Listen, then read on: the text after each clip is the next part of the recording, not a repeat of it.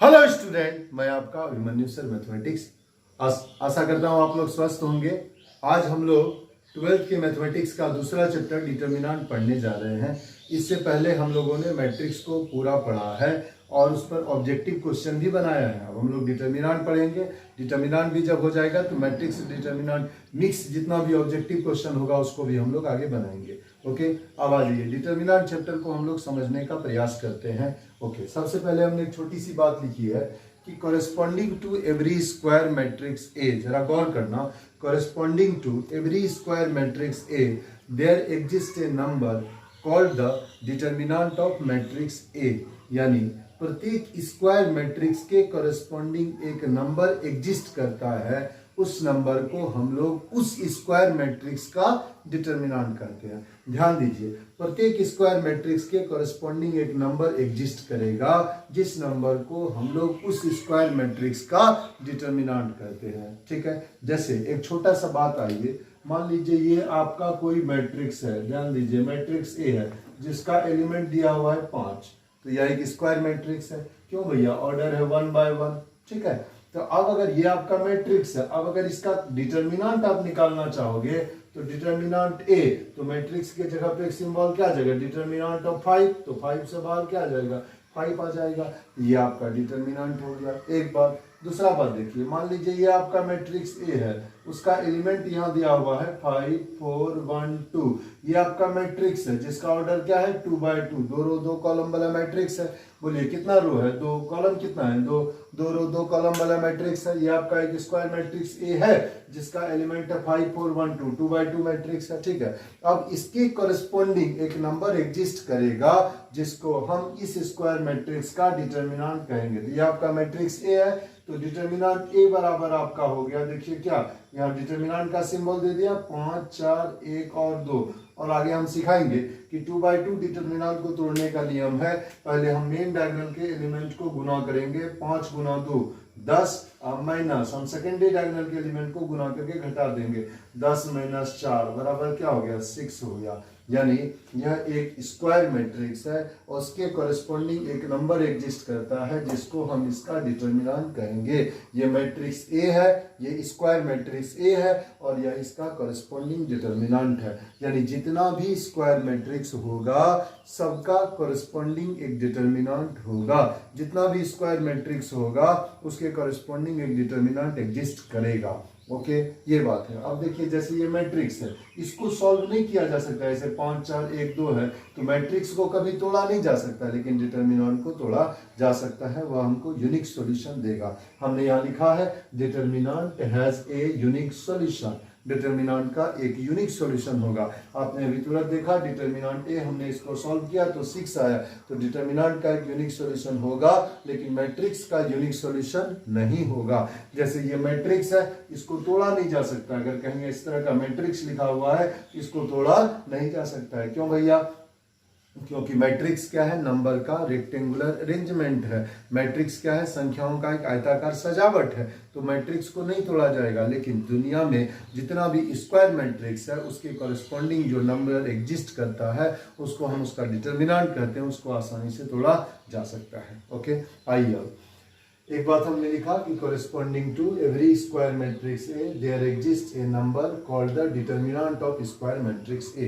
ठीक है, फिर हमने बताया कि determinant has a unique solution.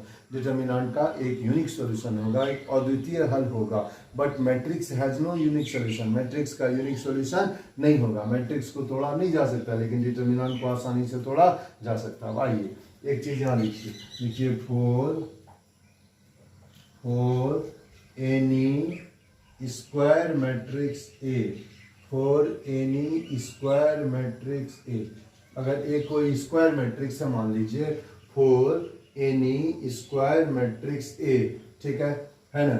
इतना इसके ऊपर देखिए लगे खींच दिया, इतना इज रीड एज पढ़ा जाता है, रीड एज डिटर्मिनेंट डी, इसको पढ़ेंगे डिटर्मिनेंट ऑफ ए। ठीक है, नॉट मॉडुलस ऑफ ए। ध्यान दीजिएगा, हम ये बोलना चाहते हैं अगर ए कोई स्क्वायर मैट्रिक्स है, ए कोई स्क्वायर मैट्रिक्स है तो उसके दोनों तरफ आप इस तरह से लकीर खींच देंगे इसको हम लोग क्या पढ़ेंगे, इतना इज रीड एज, इसको पढ़ा जाता है डिटर्मिनेंट ऑफ ए। क्या पढ़ा जाएगा, determinant of A, not modulus of A. इसको डिटर्मिनेंट ए पढ़ा जाएगा, इसको मॉडुलस ऑफ ए नहीं पढ़ा जाएगा। ओके, समझ गए बात को। जैसे ये आपका मैट्रिक्स है, ये इसका कॉरेस्पॉन्डिंग डिटर्मिनेंट है। ये क्या है, मैट्रिक्स ए। अब दोनों तरफ लकीर हमने खींच दिया, ये आपका हो गया डिटर्मिनेंट ए। तो डिटर्मिनेंट ए बराबर हो गया डिटर्मिनेंट ऑफ 5 4 1 2, 5 गुना 2 10 माइनस 4 6 हो गया। हुआ कि नहीं हुआ? ओके, समझ गए बात को। यानी अगर ए कोई मैट्रिक्स है तो अगर दोनों तरफ इस तरह से खींच दीजिएगा तो इसको हम लोग क्या पढ़ेंगे, डिटर्मिनेंट ऑफ ए, है ना। बी अगर कोई स्क्वायर मैट्रिक्स है, इस तरह का बना देंगे तो इसको हम लोग बोलेंगे क्या, determinant of square matrix B. क्या बोलेंगे, determinant of square matrix B. Okay, clear हो गया? इतना सा बात आप समझ गए। चलिए आगे बढ़ते हैं, याद रखें। अब छोटी छोटी बातों को आप ध्यान रखिएगा, नोटिस करिए। सबसे पहला बात देखिए, कुछ बेसिक चीज हम लोग अभी सीखेंगे। पहला बेसिक है ना, देखिए यहाँ तक आप समझ गए, है ना। अब हम लोग छोटी छोटी बातों को सीखेंगे। एक एग्जांपल और ले लीजिए, यहाँ पे आप लिख भी लीजिएगा, ये हम मिटा दिए हैं। मान लीजिए लेट ए कोई मैट्रिक्स है जिसका एलिमेंट है 5 4 1 2। ये आपका मैट्रिक्स है जिसका एलिमेंट है 5 4 1 2। ठीक है, ये आपका मेन डायगोनल हो गया और ये आपका सेकेंडरी डायगोनल हो गया। ठीक है, इसको हम लोग क्या बोलते हैं, मेन डायगोनल। इसको हम लोग क्या बोलते हैं, सेकेंडरी डायगोनल। ये आपका मैट्रिक्स ए है। अब अगर इसका कोरेस्पोंडिंग डिटर्मिनेंट बोलिएगा तो डिटर्मिनेंट ए बराबर हो गया, ध्यान दीजिएगा, डिटर्मिनेंट ए जैसे बोलेंगे मैट्रिक्स का सिंबल बदल जाएगा। तो डिटर्मिनेंट ए की जगह पे होगा डिटर्मिनेंट ऑफ 5 4 1 2। ध्यान दीजिए, ये आपका मैट्रिक्स ए है जिसका एलिमेंट है 5 4 1 2। अब अगर इसका कोरेस्पोंडिंग डिटर्मिनेंट लेंगे, ये आपका डिटर्मिनेंट ए है, मॉडुलस से नहीं है, इस मैट्रिक्स का ये कोरेस्पोंडिंग डिटर्मिनेंट है। अब इसको सॉल्व कैसे करेंगे, तो पहले हम मेन डायगोनल के एलिमेंट को गुना करेंगे माइनस सेकेंडरी डायगोनल के एलिमेंट को गुना करेंगे। 5 गुना 2 10 माइनस 1 गुना 4 4। अब 10 में 4 घटा दीजिए, 6 हो गया। यही हो गया आंसर। आसान सा बात है। ये आपका मैट्रिक्स है और ये इसका करस्पॉन्डिंग डिटर्मिनेंट है। छोटी सी बात है। अब हम लोग बारी बारी से first order, second order, third order determinant को तोड़ने के लिए सीखेंगे। समझ गए बात को। ऑर्डर मैंने क्या होता है, ऑर्डर मैंने हम मैट्रिक्स में सिखाए थे। ऑर्डर मतलब होता है नंबर ऑफ रोज गुना नंबर ऑफ कॉलम। रो क्या होता है, हॉरिजॉन्टल लाइन। कॉलम क्या होता है, वर्टिकल लाइन। रो क्या होता है, हॉरिजॉन्टल लाइन। कॉलम क्या होता है, वर्टिकल लाइन। ओके, अब आ जाइए। सबसे पहला चीज हम लोग लिखते हैं, इसका नाम है, देखिए, डिटर्मिनेंट ऑफ फर्स्ट ऑर्डर, या ऐसे लिख लीजिए फर्स्ट ऑर्डर डिटर्मिनेंट। ठीक है, first order determinant. First order determinant, एक ऑर्डर का हम डिटर्मिनेंट लेते हैं, फर्स्ट ऑर्डर डिटर्मिनेंट। ठीक है, मान लीजिए let matrix A. Matrix A का एलिमेंट क्या है, ए। जरा गौर करिए, ए है, ये आपका मैट्रिक्स ए है, इसका एलिमेंट क्या है, ए। अब अगर आपको इसका ऑर्डर पूछेंगे तो इसका ऑर्डर आप क्या कहिएगा, सर 1 बाय 1। एक रो है, एक कॉलम है, स्क्वायर मैट्रिक्स है, 1 बाय 1 ऑर्डर है, एक रो एक कॉलम है, मैट्रिक्स ए बराबर क्या है, ए। इसका ऑर्डर है 1 बाय 1। अब अगर हम इसका कॉरेस्पॉन्डिंग डिटर्मिनेंट लेंगे तो डिटर्मिनेंट ए बराबर क्या होगा, determinant of A. Determinant of A, जरा गौर करिए, ए का अगर डिटर्मिनेंट लोगे तो बाहर क्या निकलेगा, ए ही निकल जाएगा।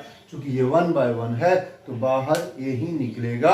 यही हो गया डिटर्मिनेंट ए का वैल्यू। ओके, ध्यान दीजिए, ये आपका मैट्रिक्स ए है, वन फर्स्ट ऑर्डर का।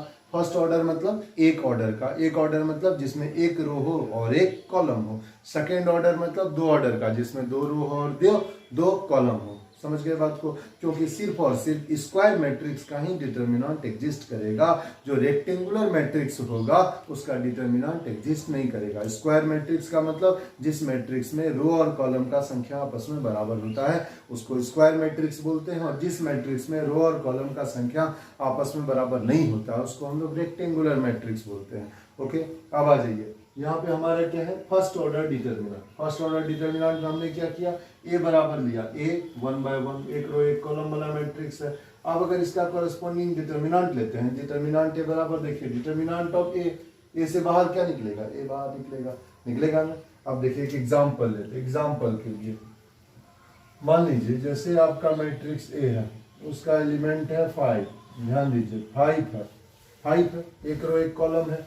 अब अगर इसका कॉरेस्पॉन्डिंग डिटर्मिनेंट लेंगे, डिटर्मिनेंट के बराबर क्या होगा, डिटर्मिनेंट ऑफ 5, तो 5 का डिटर्मिनेंट बाहर क्या निकलेगा, बाहर भी निकलेगा 5। ध्यान दीजिएगा मैट्रिक्स ए बराबर है 5। अब अगर ये आपका मैट्रिक्स है, एक रो एक कॉलम वाला, अब अगर इसका कॉरेस्पॉन्डिंग डिटर्मिनेंट लेंगे, डिटर्मिनेंट ए बराबर होगा डिटर्मिनेंट ऑफ 5, बराबर हो गया 5, 5 बाहर आ गया, है कि नहीं है। ठीक है, एक और बात, मान लीजिए आपका मैट्रिक्स बी बराबर है, मान लीजिए -4, ये आपका मैट्रिक्स है, मैट्रिक्स बी का वैल्यू क्या है, -4 है, एक रो एक कॉलम है, फर्स्ट ऑर्डर मैट्रिक्स है। ठीक है, अब भी ध्यान दीजिए अगर इसका कॉरेस्पॉन्डिंग डिटर्मिनेंट लेंगे, बी का मान है -4, अब अगर इसका कॉरेस्पॉन्डिंग डिटर्मिनेंट लेंगे, हम देखिए, ये देखिए डिटर्मिनेंट भी, ये बी है, ये मैट्रिक्स है, और दोनों तरफ लकीर खींच दिया तो ये हो गया इसका डिटर्मिनेंट। इसको मॉडुलस नहीं पढ़ना, ये आपका डिटर्मिनेंट ऑफ मैट्रिक्स बी का कॉरेस्पॉन्डिंग डिटर्मिनेंट है। ठीक है, अब अगर बी का हम डिटर्मिनेंट लेंगे तो इधर लेंगे डिटर्मिनेंट ऑफ -4, तो डिटर्मिनेंट ऑफ -4 बराबर बाहर क्या निकलेगा, -4। कुछ लोगों का कंफ्यूजन होता है, जैसे इस तरह से लिखा रहता है तो मॉडुलस समझ जाते हैं और -4 से +4 बाहर निकाल देते हैं। ठीक है, लेकिन ये मॉडुलस तो है नहीं, ये आपका क्या है, डिटर्मिनेंट है। अगर अंदर में -4 होगा तो बाहर भी -4 ही आएगा, अगर अंदर में -7 होगा बाहर भी -7 आएगा, अंदर में -5 होगा बाहर भी -5 होगा। क्यों, क्योंकि ये आपका डिटर्मिनेंट है, ये मॉडुलस नहीं है। इसलिए हमने साफ साफ एक बड़ा सुंदर बात लिखा कि for any square matrix A, है ना, ये this symbol is read as determinant of A not modulus of A. Symbol को हम लोग पढ़ेंगे डिटर्मिनेंट ऑफ ए, ना कि मॉडुलस ऑफ ए। क्लियर हो गया, एनी प्रॉब्लम। ये आपने सीखा फर्स्ट ऑर्डर डिटर्मिनेंट कि अगर ए बराबर, ये आपका फर्स्ट ऑर्डर मैट्रिक्स है तो इसका कॉरेस्पॉन्डिंग डिटर्मिनेंट लेंगे, डिटर्मिनेंट ऑफ ए बाहर निकल जाएगा ए, बिना किसी समस्या के। ठीक है, अब आ जाइए, इसके बाद हम लोग सीखते हैं 2 नंबर में। 2 नंबर में मेरे पास है second order determinant, second order determinant. पहले हमने सीखा फर्स्ट ऑर्डर डिटर्मिनेंट, अब हम सीखेंगे सेकेंड ऑर्डर डिटर्मिनेंट। ठीक है, देखिए सेकेंड ऑर्डर डिटर्मिनेंट में क्या करेंगे हम लोग, मान लीजिए ए कोई स्क्वायर मैट्रिक्स है, मैट्रिक्स ए का एलिमेंट है ए बी सी डी। ये कैसा मैट्रिक्स है, स्क्वायर मैट्रिक्स है ना। और हमने आपको सिखाया सिर्फ और सिर्फ स्क्वायर मैट्रिक्स का ही कॉरेस्पॉन्डिंग एक नंबर एग्जिस्ट करेगा, जिसको हम उस स्क्वायर मैट्रिक्स का डिटर्मिनेंट करेंगे। ए बराबर आपका दिया हुआ ए बी सी और डी। ठीक है, ये जो आपका है इसको हम लोग क्या बोलेंगे, मेन डायगोनल। बोलो क्या बोलेंगे, मेन डायगोनल। क्या बोलेंगे, मेन डायगोनल। इसको हम लोग बोलेंगे मेन डायगोनल। ठीक है, और ये जो आपको दिखाई पड़ता है बी सी, इसको हम लोग बोलेंगे सेकेंडरी डायगोनल। ये आपका कौन सा डायगोनल है, सेकेंडरी डायगोनल।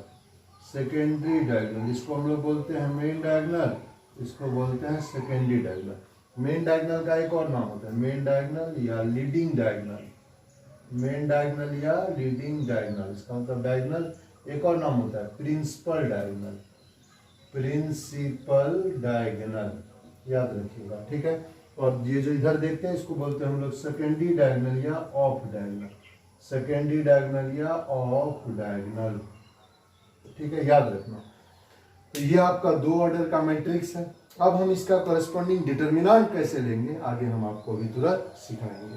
ठीक है, तेजी से आप लिख लीजिए, तेजी से।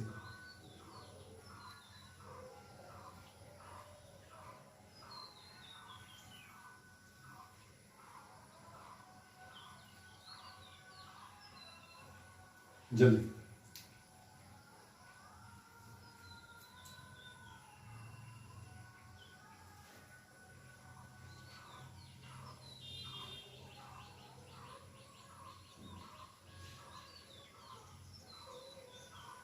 हो गया,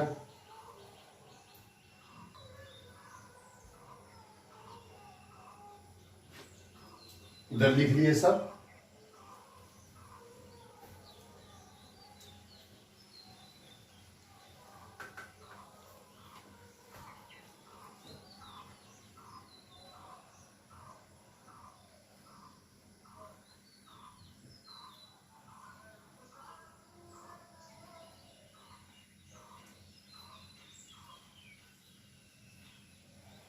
देखिए ये आपका स्क्वायर मैट्रिक्स ए है। अब हम इसका कॉरेस्पॉन्डिंग डिटर्मिनेंट लेते हैं, दो ऑर्डर का है, ध्यान दीजिए। तो अगर डिटर्मिनेंट ए लीजिएगा तो डिटर्मिनेंट ए बराबर हो जाएगा determinant of A B C D. ध्यान दीजिएगा, लिख दिया। डिटर्मिनेंट ए बराबर हो गया determinant of A B C D. अब इसको तोड़ेंगे कैसे? तो इसको तोड़ने का नियम है, पहले हम मेन डायगोनल के एलिमेंट को गुना करेंगे और माइनस सेकेंडरी डायगोनल के एलिमेंट को गुना करेंगे। पहले हम मेन डायगोनल के एलिमेंट को गुना करेंगे, माइनस सेकेंडरी डायगोनल के एलिमेंट को गुना करेंगे। पहले इसको माइनस इसको इससे गुना करिए, इसको इससे गुना करिए, माइनस बी सी। ये आपका हो गया A D minus B C. ये डिटर्मिनेंट का सबसे छोटा सा बात है कि जब भी डिटर्मिनेंट को तोड़ेंगे 2/2 तो पहले किसको गुना करेंगे? मेन डायगोनल को, और माइनस किसको करेंगे? सेकेंडरी डायगोनल को। तो डिटर्मिनेंट ए का मतलब होता है A D minus B C. Determinant A बराबर क्या हो गया? देखिए ए डी, पहले किसको गुना करेंगे? मेन डायगोनल को। पहले किसका प्राथमिकता होता है? मेन का। तो ये आपका ए डी हो गया, उसके बाद क्या होगा? बी सी, जिसको हम बोलते हैं सेकेंडरी डायगोनल। ठीक है, तो हम जब डिटर्मिनेंट ए निकालेंगे, determinant of A D minus B C, determinant of A D minus B C. Clear हो गया? अब आ जाइए एक एग्जाम्पल के लिए। मान लीजिए ये आपका मैट्रिक्स ए है। मैट्रिक्स ए का एलिमेंट आपका दिया हुआ है 10 2 1, मान लीजिए 3 1 ले लिया। ये आपका मैट्रिक्स ए है। मैट्रिक्स ए का एलिमेंट दिया हुआ 10 2 3 और 1 दिया हुआ है। ठीक है, अब हम क्या करेंगे? ये आपका मैट्रिक्स ए दिया हुआ। अब अगर इसका करस्पॉन्डिंग डिटर्मिनेंट लेंगे तो डिटर्मिनेंट ए बराबर क्या होगा? 10 2 3 1 दिया हुआ है, दिया हुआ है ना। डिटर्मिनेंट ए बराबर 10 2 3 और 1। अब कैसे सॉल्व करेंगे? पहले गुना करेंगे मेन डायगोनल को, है ना, माइनस किसको गुना करेंगे? सेकेंडरी डायगोनल को। तो 10 गुना 1 10 माइनस 3 गुना 2 6। अब 10 में 6 को घटा दीजिए, 4 हो गया। ये किसका वैल्यू हो गया? डिटर्मिनेंट का वैल्यू हो गया। ये देखिए ये आपका मैट्रिक्स है, ये आपका डिटर्मिनेंट है। यही दोनों में डिफरेंस है जो हम आपको सिखाना चाहते हैं। इसको तोड़ा नहीं जा सकता है ना। ये आपका अंकों का सजावट है ना। रेक्टेंगुलर अरेंजमेंट ऑफ नंबर होता है मैट्रिक्स। ये तो स्क्वायर है, वर्गाकार है ना। तो जितना भी आपका स्क्वायर मैट्रिक्स होगा उसकी कॉरेस्पॉन्डिंग एक नंबर एग्जिस्ट करेगा जिसको हम उस मैट्रिक्स का डिटर्मिनेंट कहते हैं। ये आपका मैट्रिक्स ए है और ये इसका कॉरेस्पॉन्डिंग डिटर्मिनेंट है। इस डिटर्मिनेंट का वैल्यू क्या है? 4। कैसे निकाला? तो देखिए पहले सिंबल को चेंज किया। ये मैट्रिक्स ए है, दोनों तरफ लकीर खींचा, ये डिटर्मिनेंट ए का सिंबल है, इधर भी डिटर्मिनेंट ए का सिंबल आ गया। अब गुना कैसे किया? पहले हमने मेन डायगोनल को गुना किया, माइनस सेकेंडरी डायगोनल को गुना किया। Main diagonal minus secondary diagonal. Okay, अब आपको एक क्वेश्चन देते हैं। एक क्वेश्चन लेट मैट्रिक्स ए बराबर, मैट्रिक्स ए का एलिमेंट है मान लीजिए 3 4 1 2 दिया हुआ। आपको इसका डिटर्मिनेंट ए का वैल्यू निकालना है। डिटर्मिनेंट ए का क्या लिखोगे? 3 4 1 2 मान निकालो। देखो कोई निकाल सकोगे? सॉल्व कीजिए जल्दी से।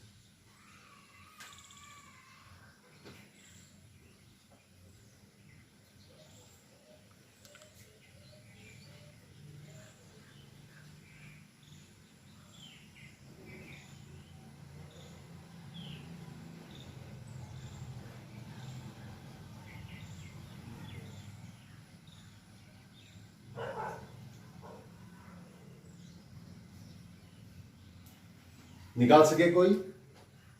निकाल लिया सब? वाह, बिल्कुल सही जवाब। देखिए आपने क्या किया? 3 गुना 2 6 माइनस 4। आपने क्या किया? इसको लिखा 6 माइनस 4 बराबर 2। मिला लीजिए, सही है क्या? वाह, बिल्कुल सही जवाब। ओके, अब विश्वास करते हैं इसको आप लोग लिख चुके होंगे। नहीं लिखे हैं तो थोड़ा जल्दी से लिखिए, जल्दी से आप लिख लीजिए। आगे हम लोग सीखेंगे जो इस मेन है, थर्ड ऑर्डर डिटर्मिनेंट।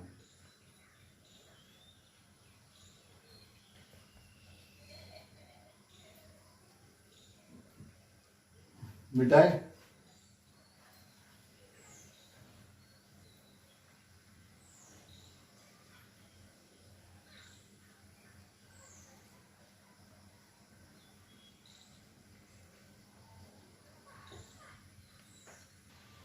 अब आइए, अब हम लोग देखते हैं थर्ड ऑर्डर डिटर्मिनेंट। ये हम लोगों के लिए सबसे इंपॉर्टेंट होगा, सबसे ज़्यादा क्वेश्चन इसी पर रहेगा, है ना। टू ऑर्डर वाले तो ऑब्जेक्टिव सब क्वेश्चन में आपको काम देगा ज़्यादा, थर्ड ऑर्डर वाला पर सबसे ज़्यादा क्वेश्चन रहेगा, उसको समझने का प्रयास करिए।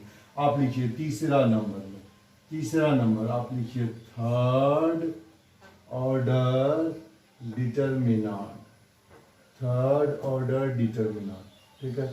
मान लीजिए लेट आपका एक मैट्रिक्स ए है जिसका एलिमेंट दिया हुआ है, मैट्रिक्स ए है जिसका एलिमेंट है A11, A12, A13, A21, A22, A23, ठीक है। उसके बाद नीचे देखिए A31, A32, A33, ये आपका मैट्रिक्स ए है। मैट्रिक्स ए का वैल्यू क्या है? A11, A12, A13, A21, A22, A23, A31, A32, A33। ये आपका मैट्रिक्स ए दिया हुआ थर्ड ऑर्डर डिटर्मिनेंट पे ध्यान दीजिएगा। ये आपका मैट्रिक्स ए है। मैट्रिक्स ए का वैल्यू क्या है? A11, A12, A13, A21, A22, A23, A31, A32, A33। ये आपका मैट्रिक्स ए दिया हुआ। अब हमको इसका कॉरेस्पॉन्डिंग डिटर्मिनेंट निकालना है। कैसे निकालेंगे जरा गौर करिए। हम लिखते हैं इसका कॉरेस्पॉन्डिंग डिटर्मिनेंट ए। तो डिटर्मिनेंट ए बराबर क्या लिखिएगा?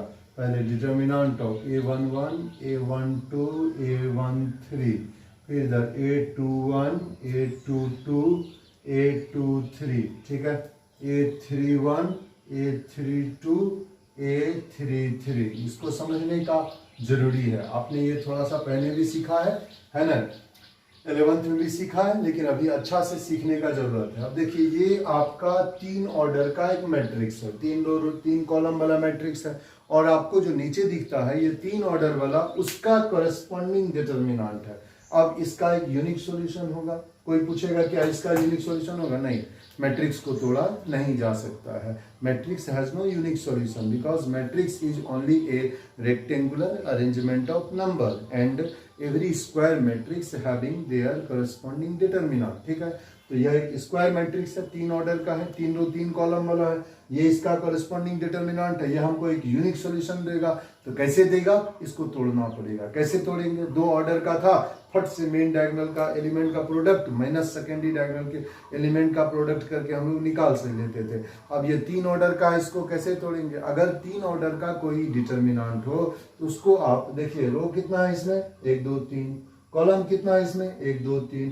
तो तीन ऑर्डर का आपका डिटर्मिनेंट है, तो तीन रो है और तीन कॉलम है। तो इस डिटर्मिनेंट को किसी भी रो या किसी भी कॉलम के अलोंग आसानी से तोड़ा जा सकता है। फिर से सुनिए, कितना रो है? 1 2 3। कितना कॉलम है? 1 2 3, 3 3 6। तो 6 तरीका से इस डिटर्मिनेंट को तोड़ा जा सकता है। फिर से सुन लीजिए, कितना रो है? 3। कितना कॉलम है? 3 3 3 6। 6 तरीका से इस डिटर्मिनेंट को तोड़ा जा सकता है। मतलब आप किसी भी रो के अलोंग डिटर्मिनेंट को तोड़ सकते हैं और किसी भी कॉलम के अलोंग डिटर्मिनेंट को तोड़ सकते हैं। हर एक परिस्थिति में उसका जो आंसर होगा वो सेम होगा, आंसर में कोई अंतर नहीं होगा। समझ गए बात को? क्योंकि इसका सॉल्यूशन जो होगा वो यूनिक होगा, इसलिए हमने लिखा determinant has a unique solution. ऐसा नहीं पहला रो से तोड़ेंगे कुछ और आ जाएगा और पहला कॉलम से तोड़ेंगे तो कुछ और आएगा। हमेशा सॉल्यूशन उसका यूनिक होगा। समझ गए बात को? अब हम आपको तोड़ के दिखाते हैं। जैसे हम पहला रो के अलोंग तोड़ते हैं, ध्यान दीजिएगा। तो हम पहला रो के अलोंग तोड़ते हैं। सबसे पहला एलिमेंट क्या है? A11। तो यहाँ पे आप लिख दो A11। अब आप कहोगे सर A11 के आगे प्लस होगा या माइनस होगा? उसके लिए हमने हाई टेक कंसेप्ट बताते हैं। देखो इसका पोजीशन क्या है? 1 1। पोजीशन क्या है? 1 1 1 1। एक एक दो दो दो इवेन हुआ कि ओड हुआ? बोलिए, इवेन हुआ। दो है तो इवेन हुआ, तो उसके आगे का चिन्ह होगा प्लस। अगर इवेन पोजीशन हुआ तो उसके आगे का चिन्ह होगा प्लस। अगर ओड पोजीशन हुआ तो उसके आगे का चिन्ह हुआ माइनस। पोजीशन का मतलब रो और कॉलम मिला के जो पोजीशन बनेगा।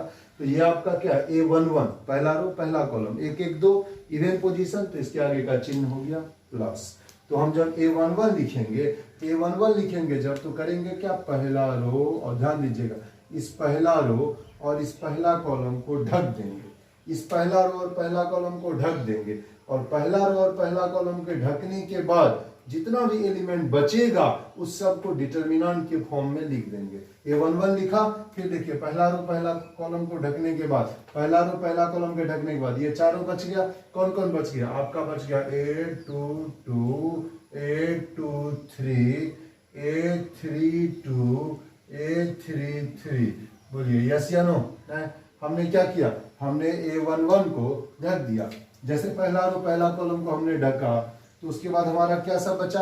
A22, A23, A32, A33। Okay, बच गया। अब A11 है, पहला रो पहला कॉलम है, तो उसके आगे का चिन्ह क्या होगा? प्लस।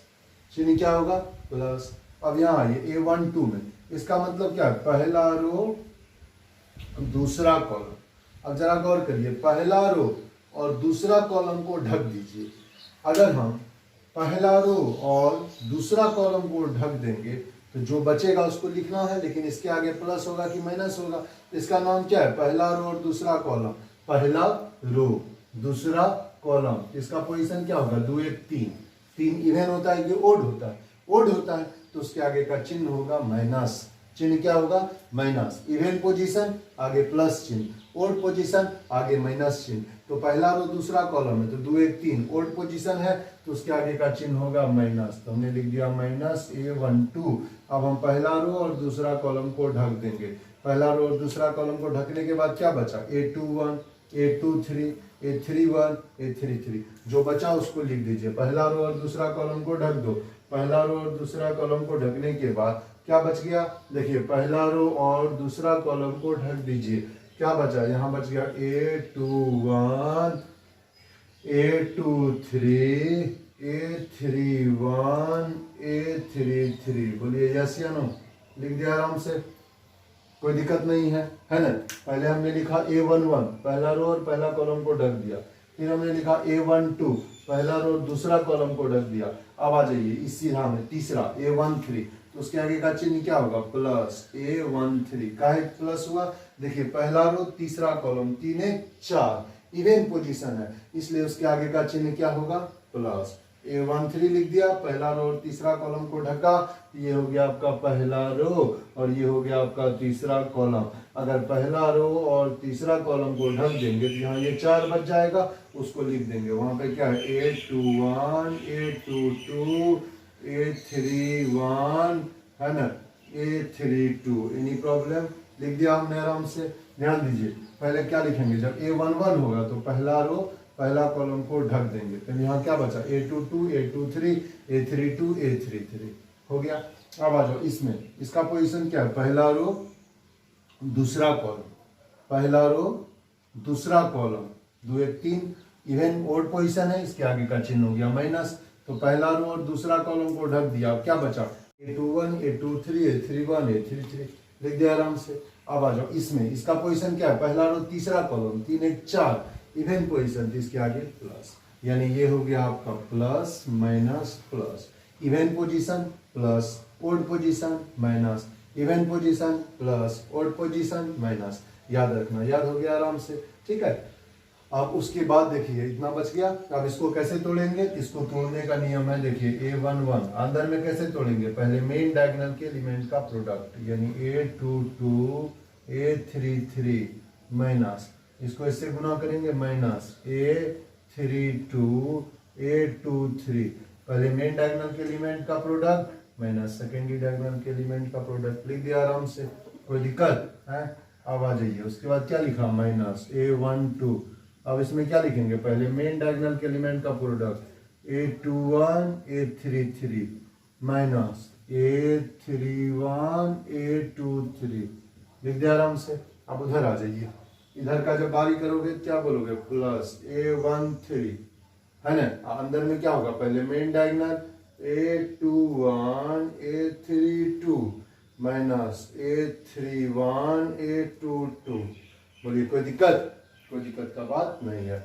अब इसमें जैसा भी अंक होगा उसके अनुसार से गुना हो जाएगा, जोड़ घटा हो जाएगा, आराम से ये टूट जाएगा। टूटेगा कि नहीं टूटेगा? यानी हम बोलना चाहते हैं, अगर ये 3 रो 3 कॉलम वाला स्क्वायर मैट्रिक्स का करस्पॉन्डिंग डिटर्मिनेंट है, इसमें 3 रो है तो किसी भी रो के अलोंग तोड़ सकते हैं। 3 कॉलम है तो किसी भी कॉलम के एलोंग तोड़ सकते हैं, उसमें कोई परेशानी नहीं है, आंसर हमेशा सेम ही होगा। ठीक है, किसी किसी को परेशानी होता है आगे में प्लस होगा कि माइनस होगा। हमने बड़ा सुंदर बात बताया, अगर इवन पोजीशन हुआ तो प्लस, ओड पोजीशन हुआ तो माइनस। इवन पोजीशन मतलब रो और कॉलम के संख्या को जोड़ देना, रो और कॉलम के संख्या को जोड़ने पर अगर इवन आ गया तो इवन पोजीशन, रो और कॉलम के संख्या को जोड़ने पर अगर ओड आ गया तो ओड पोजीशन। ठीक है, थोड़ा जल्दी से आप लिख लीजिए।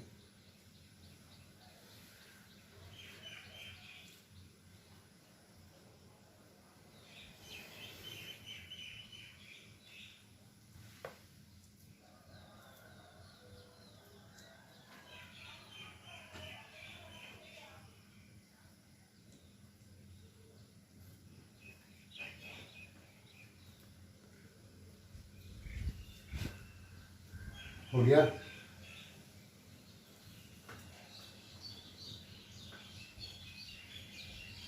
लिख पाए सब? अब आइए, अब है क्या, एक चीज और ध्यान में रखिएगा, जैसे हमने आपको बताया इवन पोजीशन, जब पहले एक चीज याद रखिए कि साइन का जब बात होगा, साइन, साइन का मतलब होता है चिन्ह, तो चिन्ह आगे में प्लस होगा कि माइनस होगा, इसका जिक्र आप कैसे करेंगे, कैसे पता करेंगे? इसके लिए आप याद रखना, चिन्ह का मतलब होगा -1 का पावर i प्लस जे, -1 का पावर i प्लस जे, यानी i क्या है, रो का संख्या, j क्या है, कॉलम का संख्या। तो -1 का पावर जो हम i प्लस जे कर देंगे, यानी -1 का पावर रो का संख्या और प्लस कॉलम का संख्या। जैसे मान लीजिए A11 पोजीशन है तो i का मान क्या है 1, j का मान क्या है 1, अगर इसके आगे प्लस होगा कि माइनस होगा कैसे पता करेंगे? तो -1 का पावर रो का संख्या प्लस कॉलम का संख्या, यानी -1 का पावर 2 यानी +1 हो गया, इसके आगे का चिन्ह क्या होगा, पॉजिटिव। अब मान लो पोजीशन है A12, पहला रो दूसरा कॉलम, इसके आगे का चिन्ह प्लस होगा या माइनस होगा ये पता करना है, तो हम लोग क्या करेंगे, -1 का पावर रो का संख्या प्लस कॉलम का संख्या, यानी -1 का पावर 3 यानी माइनस, तो उसके आगे का चिन्ह क्या होगा, नेगेटिव। इसको आप देख के ही समझ सकते हैं कि i है रो, j है 2, ये आपका रो हो गया, ये आपका कॉलम हो गया, रो और कॉलम को जोड़िएगा, 2 1 3, ओड पोजीशन है तो उसके आगे का चिन्ह होगा माइनस। अब देखिए 1 1 2 इवन पोजीशन है तो इसके आगे का चिन्ह होगा प्लस, यानी आप याद रखिएगा, अगर इवन पोजीशन हो गया, इवन पोजीशन हो गया तो उसके आगे का चिन्ह क्या होगा, प्लस। अगर ओड पोजीशन हो गया तो उसके आगे का चिन्ह क्या होगा, माइनस। इवन पोजीशन तो उसके आगे का चिन्ह प्लस, ओड पोजीशन तो उसके आगे का चिन्ह होगा माइनस। समझ गए बात को? ठीक है, अब आ जाइए एक सवाल हम लोग एक एग्जाम्पल के रूप में देखते हैं। फिर आप एक्सरसाइज 6.1 का टाइप 1 का सारा सवाल आप बना लीजिएगा, जो दिक्कत होगा अगला क्लास में बताएंगे, और अगला क्लास में हम पढ़ाएंगे पहले प्रॉपर्टीज ऑफ डिटरमिनेंट। एक सवाल हम लोग देखते हैं, जैसे एक क्वेश्चन है कि सॉल्व करना है, डिटरमिनेंट a बराबर दिया हुआ है 3 -1 -2 0 है ना, 3 -1 -2 0 0 -1 दिया हुआ है। फिर देखिए 3 -5 0 दिया हुआ है, ध्यान दीजिएगा। ठीक है, अब इस डिटरमिनेंट को हमको तोड़ना है। ठीक है, अब इस डिटरमिनेंट को हमको तोड़ना है, तो डिटरमिनेंट को हम किसी भी रो या किसी भी कॉलम के अलावा तोड़ेंगे तो उसके मान में कोई परिवर्तन नहीं आएगा। जैसे देखिए एक बार हम आपको पहला रो के अलावा तोड़ के दिखाते हैं, फिर एक बार दूसरा रो के अलावा तोड़ के दिखाते हैं। ऐसे हम आगे सिखाएंगे आपको जब प्रॉपर्टी पढ़ा देंगे कि जिस रो या जिस कॉलम में ज्यादा जीरो होगा उसके अलाउंग डिटरमिनेंट को तोड़ने से हमारा कैलकुलेशन आसान हो जाता है। क्यों आसान हो जाता है? क्योंकि जीरो गुना उसका कोफैक्टर खत्म हो जाता है, जीरो हो जाता है। ठीक है, अब आ जाइए, जैसे ये आपका 3 है, ध्यान दीजिए, जैसे हम लिखेंगे पहले पहला रो के अलाउंग तोड़ते, ये 3 है, 3 का पोजीशन क्या है, पहला रो पहला कॉलम, 1 1 2 इवन पोजीशन है। कौन सा पोजीशन है, इवन पोजीशन है, इसके आगे का चिन्ह क्या होगा, प्लस। 3 लिख दिया। अब 3 का देखिए पहला रो पहला कॉलम को आप ढक दीजिए, पहला रो पहला कॉलम को ढक दिया, क्या क्या बचा, यहाँ बच गया 0 -1 -5 और 0 लिख दिया आराम से। अब आ जाइए -1, इसका पोजीशन क्या है, इसका पोजीशन है पहला रो दूसरा कॉलम, पहला रो दूसरा कॉलम, 2 1 3 ओड पोजीशन। अगर ओड पोजीशन होगा तो उसके आगे का चिन्ह क्या होगा, माइनस। क्या होगा माइनस, तो पहले माइनस हो गया और ये -1 है तो उसके चलते लिख दो आप -1। अब क्या करेंगे, अब देखिए पहला रो और दूसरा कॉलम को ढक देंगे। ध्यान दीजिएगा, पहला रो और दूसरा कॉलम को क्या करेंगे, ढक देंगे। पहला रो और दूसरा कॉलम को ढकने के बाद यहाँ बचा 0 -1, क्या बचेगा यहाँ बचेगा 0 -1, उसके बाद 3 0, 0 -1 के बाद 3 और 0, बोलिए चलेगा है। देखिए पहले A11 3 लिखा, पहला रो पहला कॉलम को मिस करके जितना बचा एलिमेंट उसको लिख दिया। फिर देखिए -1 का पोजीशन है पहला रो दूसरा कॉलम, ओल्ड पोजीशन, तो उसके आगे का चिन्ह क्या हो गया माइनस। अब पहला रो और दूसरा कॉलम को ढक देंगे, क्या बचा, इसमें बच गया 0 -1 3 और 0। अब -2 में आएंगे, इसका पोजीशन क्या है, पहला रो तीसरा कॉलम, पहला रो तीसरा कॉलम 3 1 4, इसके आगे का चिन्ह क्या होगा प्लस, तो यहाँ क्या लिखेंगे -2 को लिख दिया आराम से। अब -2 के बाद जो एलिमेंट है उसको लिख दो, क्या क्या बचा 0 0 3 -5, 0 0 3 -5, बोलिए एनी प्रॉब्लम, नो प्रॉब्लम है ना। अब इस डिटर्मिनेंट को हम चाहेंगे तो आसानी से तोड़ सकते हैं, उसमें कोई आपत्ति नहीं होगी। कैसे तोड़ेंगे, किसी भी मान लीजिए ये इसको तोड़ने का नियम, पहले मेन डायगोनल के एलिमेंट का प्रोडक्ट माइनस सेकेंडरी डायगोनल के एलिमेंट का प्रोडक्ट, यानी 3 गुना, 0 को 0 से गुना करो 0, -5 को -1 से गुना करो तो 5 हो गया, ठीक है। फिर यहाँ देखिए माइनस माइनस +1, फिर 0 को 0 से गुना करिए 0, 3 को -1 से गुना करो -3 हो गया, ओके। अब यहाँ देखो -2, 0 को -5 से गुना करो 0, 3 को 0 से गुना करो -0, चलेगा ना। अब 3 गुना -5 -15, फिर देखिए माइनस माइनस प्लस, 1 को 3 से गुना करिए 3 हो गया। अब 2 को 0 से गुना करिए 0 हो गया, खत्म। अब -15 में 3 को जोड़िए -12, ये हो गया आंसर हुआ। कोई आपत्ति का बात है? अब इसी डिटर्मिनेंट को अगर हम मान लीजिए अगेन वापस इसी को हम तोड़ते हैं, इसी डिटर्मिनेंट को, डिटर्मिनेंट हमने लिख दिया 3 -1 -2, ठीक है, 0 0 -1, फिर 3 -5 0, देखा। उसमें हमने कैसे तोड़ा था, पहला रो के लॉन्ग तोड़ा था। अब हम इस डिटर्मिनेंट को तोड़ेंगे दूसरा रो के लॉन्ग। हमने सीखा है कि किसी भी रो या किसी भी कॉलम के लॉन्ग डिटर्मिनेंट को तोड़ने पर उसके मान में कोई परिवर्तन नहीं आता है। इसको हम दूसरा रो के लॉन्ग तोड़ते हैं। दूसरा रो के लॉन्ग देखिए, सबसे पहले ये 0, ये 0 का क्या पोजीशन है, देखिए दूसरा रो पहला कॉलम, दूसरा रो पहला कॉलम, 2 1 3, ओड पोजीशन, तो उसके आगे का चिन्ह क्या होगा -0। फिर क्या करेंगे, दूसरा रो और पहला कॉलम को ढक देंगे, क्या बचा -1 बचा, -2 बचा, फिर -5 बचा, फिर 0 बचा, लिख दिया आराम से, कोई दिक्कत है ना। अब आ जाइए इस 0 में, इसका नाम क्या है, दूसरा रो और दूसरा कॉलम, तो इसका पोजीशन क्या है, दूसरा रो और दूसरा कॉलम, 2 2 4, इसके आगे का चिन्ह क्या होगा प्लस, 0 लिख दिया। अब देखिए दूसरा रो और दूसरा कॉलम को ढक दीजिए, दूसरा रो और दूसरा कॉलम को ढकने के बाद क्या बचेगा, 3 -2 3 और 0, 3 -2 3 और 0, कोई दिक्कत। दूसरा रो और दूसरा कॉलम को ढक दिया, क्या बचा 3 -2 3 और 0। अब आ जाइए 1 में, इसका पोजीशन क्या है, देखिए दूसरा रो और तीसरा कॉलम, दूसरा रो तीसरा कॉलम, 3 2 5, ओड पोजीशन, इसके आगे का चिन्ह होगा माइनस, और यहाँ पे क्या है 1 लिख दिया।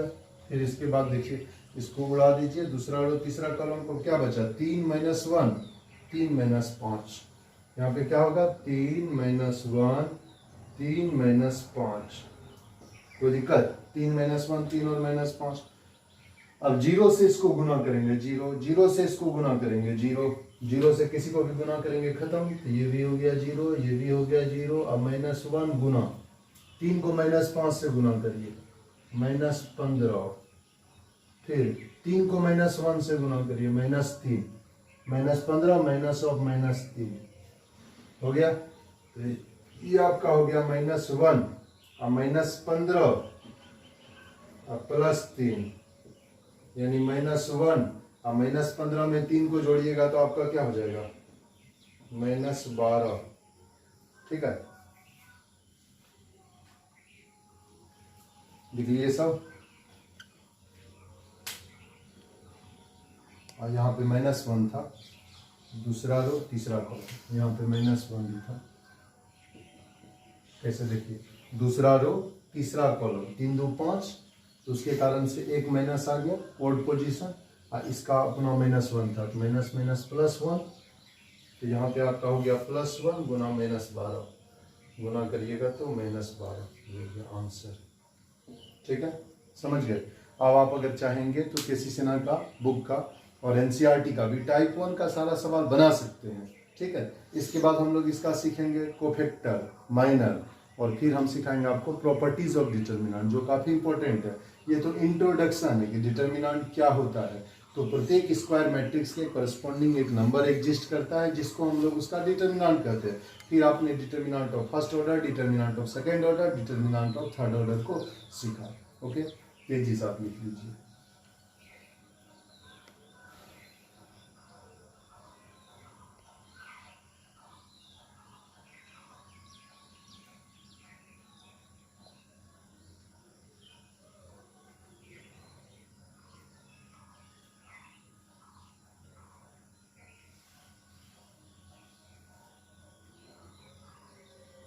हो गया, विश्वास करते हैं आप लोग समझ गए होंगे, कोई दिक्कत नहीं है। Thank you very much. आपका क्लास सिर्फ मिस नहीं होना चाहिए, हर एक वीडियो को आप लगातार देखते रहिए। ठीक है, बहुत बहुत धन्यवाद। आपका दिन शुभ हो। Abhimanyu sir mathematics.